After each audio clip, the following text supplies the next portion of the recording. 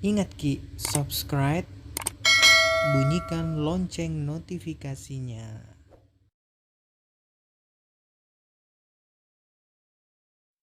Halo, jumpa lagi bersama saya di channel Perlu Tahu, Perlu Dong. Nah, teman-teman sekalian, kali ini kita akan membahas yang panas-panas, guys. Yang panas-panas, apakah itu? Dia adalah cabai. Tapi dia bukan cabe-cabean. Ya dong. Oke, baiklah. Sebelum kita membahas dunia percabean, sebaiknya teman-teman sekalian subscribe channel ini, bagikan dan bunyikan loncengnya agar channel ini bisa berkembang. Oke, let's go.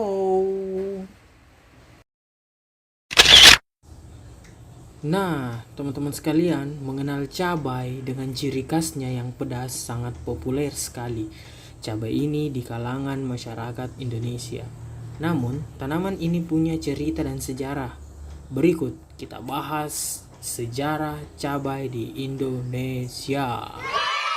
Tanaman cabai merupakan tanaman yang datang ke Indonesia atau bukan tanaman asli Indonesia, melainkan dipopulerkan oleh Columbus.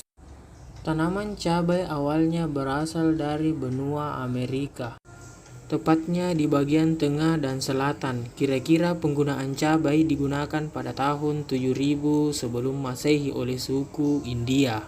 Sekitar tahun 5200 sampai dengan 3400 sebelum Masehi, cabai mulai dipergunakan secara luas oleh semua penduduk asli di benua Amerika. Pada saat itu pula, suku Indian mulai membudidayakan cabai dengan cara mencangkok atau menyetek.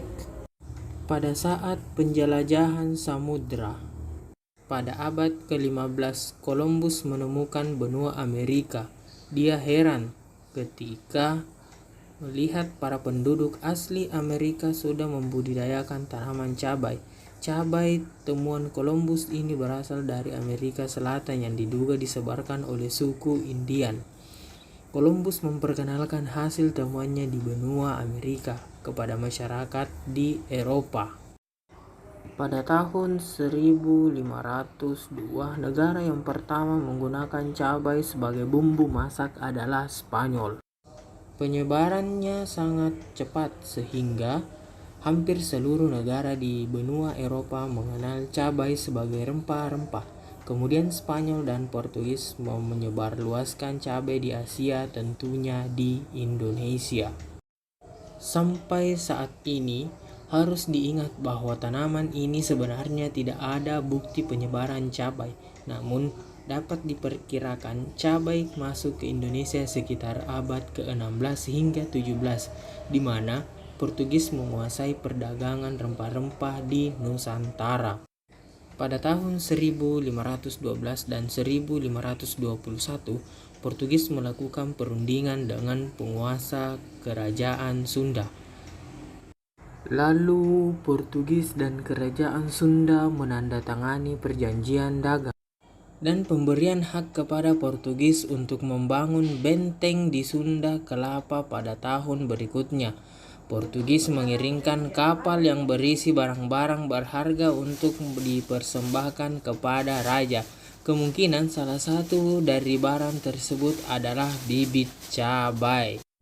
Portugis diusir oleh kerajaan Demak pada tahun 1527. Kemudian Portugis melangkahkan kakinya di Indonesia bagian timur, yakni Maluku. Kemungkinan besar perkembangan cabai di daerah Maluku berasal dari pendudukan Portugis di Maluku sendiri. Kemudian VOC dibubarkan. Setelah VOC bubar, maka diterapkan sistem tanam paksa pada zaman ini. Semua tanaman rempah-rempah yang dianggap menguntungkan wajib ditanam di lahan milik warga. Kemungkinan beberapa wilayah di Nusantara diwajibkan menanam cabai karena cabai merupakan salah satu hasil perkebunan yang digemari oleh masyarakat di Eropa. Nah, teman-teman, itulah sejarah singkat tentang cabai, dan selanjutnya kita akan melihat tentang manfaat cabai tersebut. Oke, let's go. 1. Meringankan rasa sakit.